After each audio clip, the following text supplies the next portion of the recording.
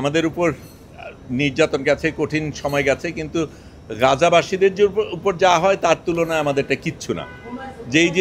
যেই জিনিসগুলি হয়েছে সেটা প্রথমে আমাদের একেবারে শুরু থেকেই যেই জিনিসগুলি ছিল, একেবারে প্রস্তুতির দিক থেকে অনেকগুলি সতর্কতার ব্যাপার ছিল, নিরাপত্তার ব্যাপার ছিল, অনেক কিছু আপনারা জানতে চেয়েছেন, আপনাদের জানানো যায়নি নিরাপত্তার কারণে, কিন্তু আমাদের একটা স্ট্র্যাটেজিক্যালি চলতে হয়েছে।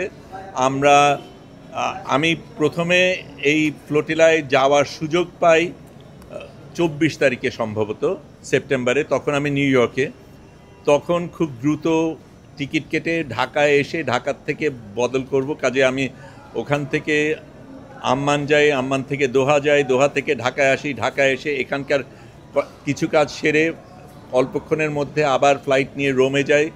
রোমের থেকে আমরা যেখানে যাওয়ার কথা ছিল 28 তারিখ সন্ধ্যার মধ্যে আমাদের ব্রিন্দিসি বোধহয় জায়গাটার নাম, হ্যাঁ ব্রিন্দিসি, ওখানে পৌঁছানো সম্ভব ছিল না এই সময়ের মধ্যে। কাজেই যেটা করি, রোম পর্যন্ত যাই, রোম থেকে আবার রাতের বাস নিয়ে 10.5 ঘন্টা গিয়ে লেচ্চেতে যাই, সেখান থেকে আরেকটা বাস নিয়ে ট্রেন স্টেশনে যাই, ওখান থেকে ট্রেন যাত্রা করে আরেকটা বাস নিয়ে বাকি পথ হেঁটে ওখানে আমি 29 তারিখ সকালে পৌঁছাই।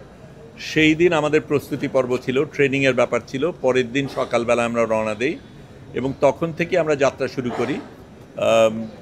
তারপরে আমাদের আগে ছোট 8টা ফ্লোটিলা রওনা দিয়েছিল, তারপরে আমরা রওনা দিই। এটা ছিল সবচাইতে বড় ফ্লোটিলা পুরো সব কিছুর মধ্যে, অনেক বড় অন্যদের থেকে। এবং আমাদের প্রধান এর মধ্যে আরোহী ছিল সংবাদকর্মীরা এবং স্বাস্থ্যকর্মীরা, এবং আমাদের ইচ্ছা করেই সেটা করা হয়েছিল, কারণ এই কর্মীদের উপরে সবচেয়ে বেশি আক্রোশ ছিল ইসরায়েলে, সবচেয়ে বেশি হত্যা করা হয়েছে সংবাদকর্মী এবং স্বাস্থ্যকর্মীদের। কাজে আমরা সেটার প্রতিবাদে গিয়েছি।